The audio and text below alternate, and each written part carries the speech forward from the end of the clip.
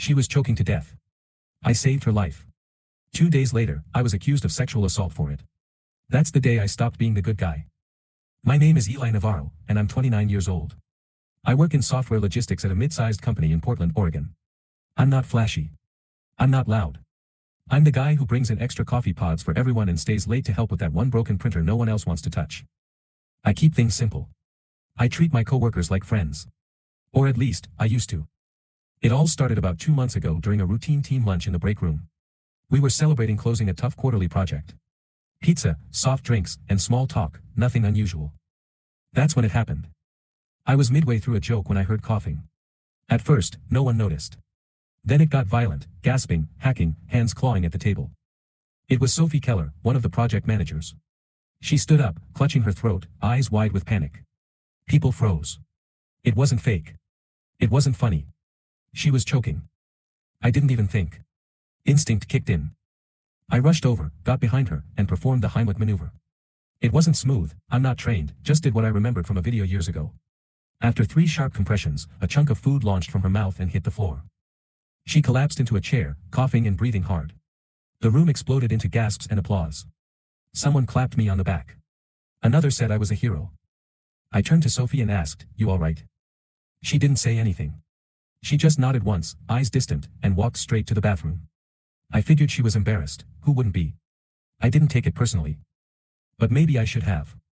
2 days later, I got a message from HR, "Please come to room 402 at 3 p.m. to discuss a sensitive matter." I figured it was about a new onboarding procedure. Or maybe something I'd forgotten to file.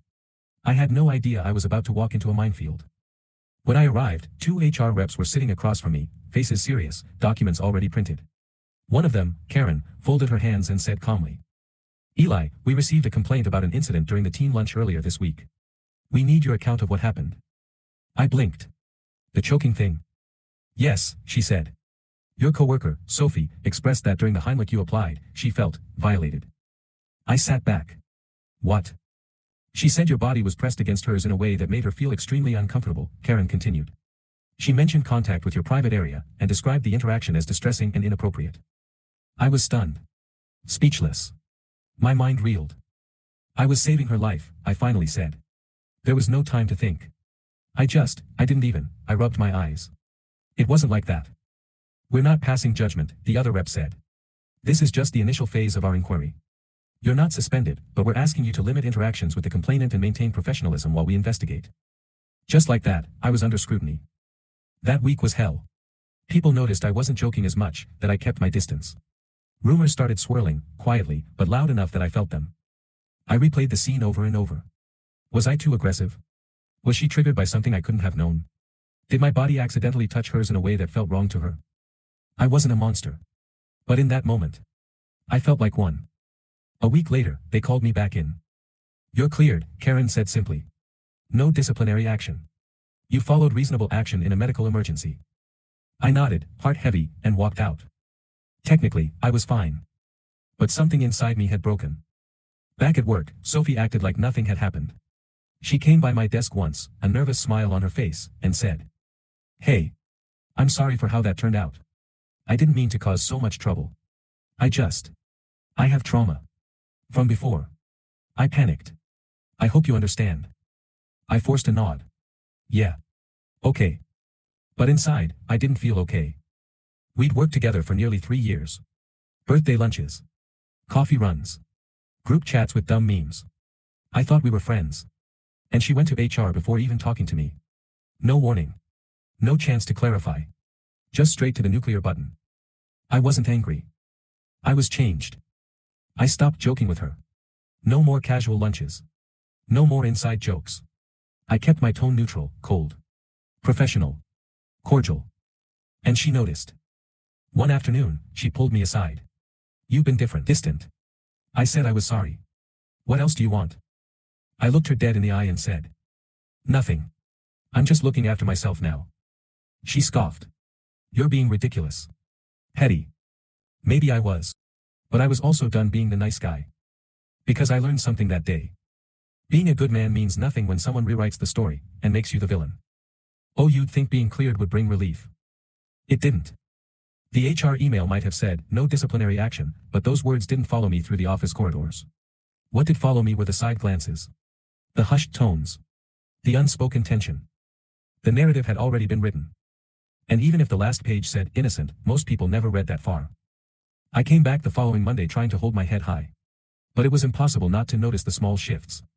Conversations that stopped when I entered the break room.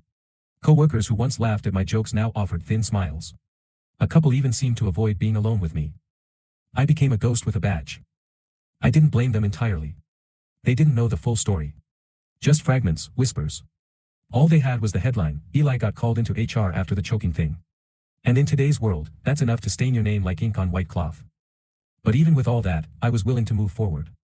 Until Sophie tried to pretend nothing happened. She walked up to my desk one afternoon with a hopeful look in her eyes. Hey. I'm really sorry again, she said, softly. About everything. I didn't mean for it to go that far. I minimized my spreadsheet, keeping my expression neutral. I panicked, she continued. I have trauma. From years ago. The feeling of being touched like that, I didn't mean to accuse you. I just felt violated.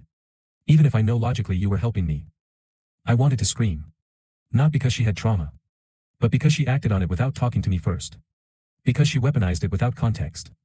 Because she handed me to HR and let me dangle there while the wolves circled. I nodded. I hear you, I said quietly. But it still nearly ruined me. She looked wounded, like I'd slapped her. I never wanted that. But it happened, I said.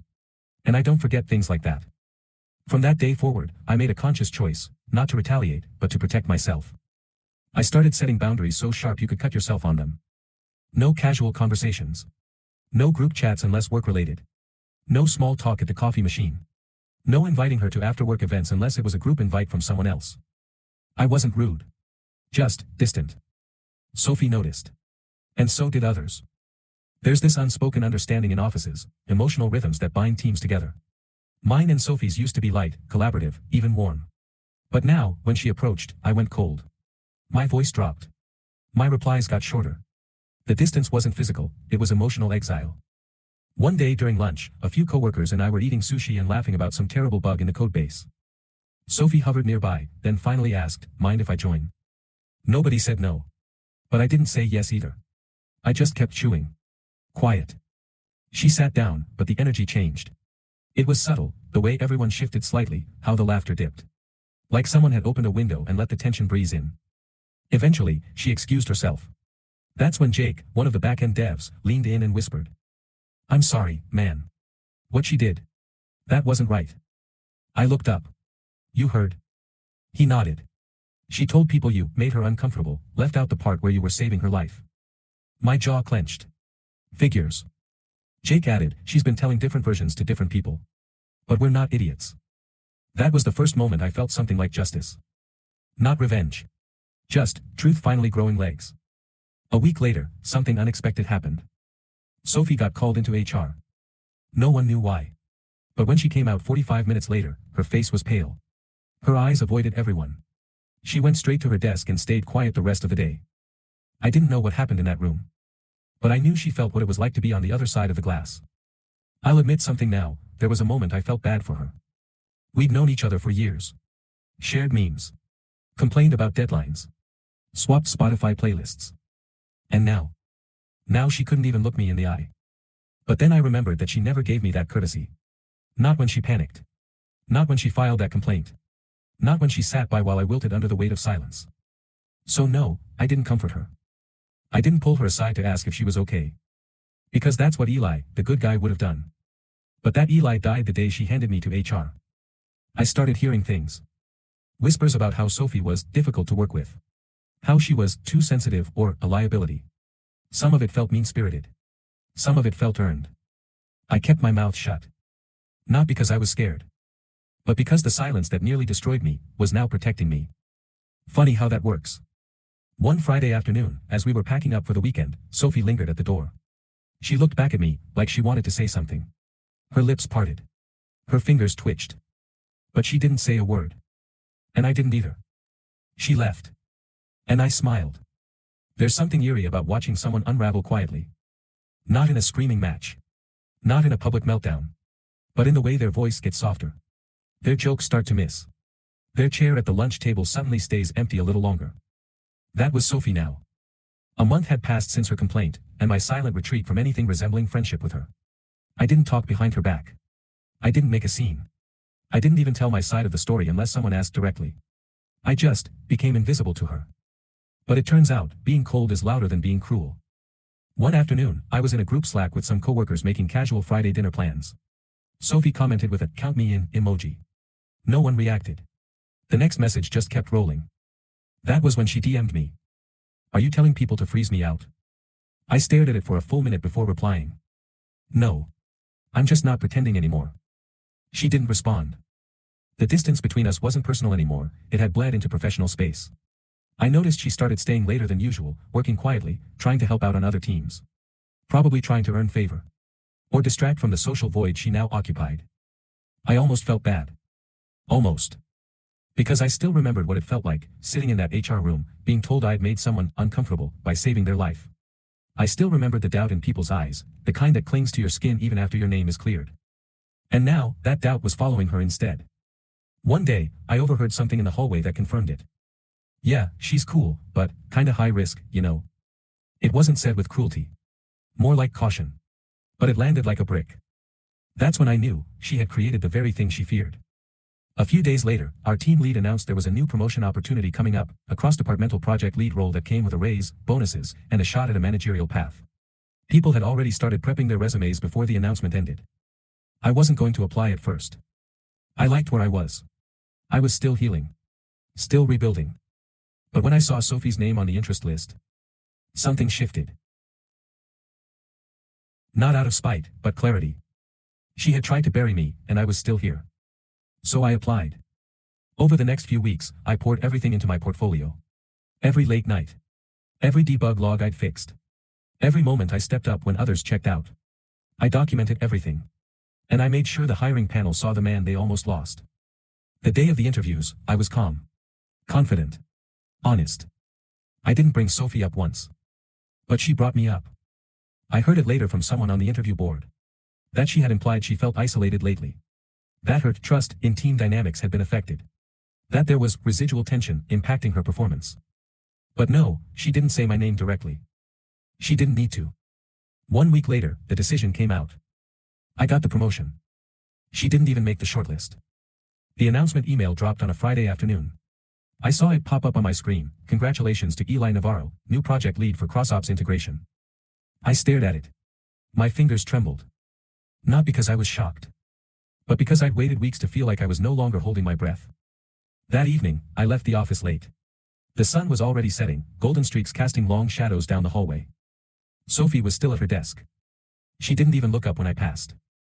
But when I reached the elevator, I heard her voice behind me. "Eli." I turned. Her face was red, not from anger. From shame. "I know I can't take it back," she said quietly. "But I never wanted this. You've turned everyone against me." I raised an eyebrow. "I haven't turned anyone. You did that on your own." She bit her lip. "You think you're better than me now?" "No," I said. "I was always better than what you did to me." Silence. Then she asked the one question I didn't expect. "If I had come to you first, instead of HR, would things have been different?" I stared at her. And for a split second, I saw the girl I used to share Spotify playlists with. The coworker who used to send me dog memes. The friend I thought I had. And I said, honestly, yeah. Things would have been very different. The elevator dinged. And I walked in. The doors closed behind me. And I realized something. She had choked that day. But now. She was the one gasping for air. Becoming project lead didn't suddenly make my life perfect. It didn't erase the whispers, the pain, or the months of walking on emotional eggshells. But it did give me one thing I hadn't felt in a long time. Control. Not power. Not revenge. Just control. The first week in my new role, I was flooded with messages, congratulations, offers of support, even a few surprising apologies. "We should have backed you sooner," one message read. "It was obvious you were just trying to help." I didn't reply to all of them. I didn't need to. The new position meant I no longer worked directly with Sophie. She was shuffled to another department, one I had zero say in, but I won't lie and say I was upset by the coincidence. What I didn't expect was what she tried next. One afternoon, I got a message from HR. "We'd like to speak briefly about recent interpersonal feedback." My stomach dropped for a split second. PTSD, I guess. I walked into the room cautiously. Same HR rep, same fake friendly tone. Sophie has expressed concern that she feels professionally iced out. That there's a culture shift in the office contributing to her stress. I tilted my head. And? She said she's concerned you're influencing how others interact with her. I took a deep breath. And this time, I didn't defend myself. I didn't panic. I just calmly said, if people are avoiding her, it's because they watched her accuse someone of misconduct after he saved her life. She created that narrative. I'm not in charge of how others feel about that. The HR rep blinked, clearly not expecting such composure. Understood, she said, scribbling notes. And just to be clear, I added, I haven't said a single word about Sophie to anyone. In fact, I go out of my way not to. She nodded. That aligns with what we've observed. I walked out of that room with my spine straighter than ever. She was still trying to twist the story. Still trying to paint herself as the misunderstood one. But this time, it wasn't working. People had seen too much. Heard too much. Remembered too much. And in the absence of drama, the truth had quietly done its job. A few weeks later, during a routine meeting, Sophie was noticeably absent. By the end of the day, word got out, she was transferring to another branch office in a different state. No goodbye lunch. No send-off card. She left the way most people do after setting fire to a bridge they thought they'd never have to cross again. I'll be honest, I didn't feel joy. I didn't dance. I didn't celebrate. What I felt was closure. And a little sadness. Because for a long time, Sophie was my friend. Someone I trusted. Someone I would have stood in front of a train for, and metaphorically, I had. But once someone hands your life over to HR without blinking, there's no coming back. You can forgive. But you don't forget. Now, months later, things are different. I've become a better leader, sharper with boundaries, slower to trust, but not cold. I still crack jokes. I still show up for my team. But I don't let people pass the walls unless they've earned it. Sometimes I still get asked about it, in hushed tones, usually by newer hires. Hey, is it true you saved someone and got reported for it? I smile. And say, yeah. And it taught me more than any leadership book ever could. They usually laugh, but it always leaves them thinking. Good. Because here's the truth. I was never the villain. But when someone casts you in that role, you learn how to protect yourself, how to own your story, even if someone else tried to write the first draft in your blood. I used to be a background character in my own life, helpful, quiet, forgettable. Not anymore. Now. I'm the main character. And I don't save people who try to destroy me twice. Words, 3,288. Why choose our Notepad Online? A powerful and modern text editor with everything you need.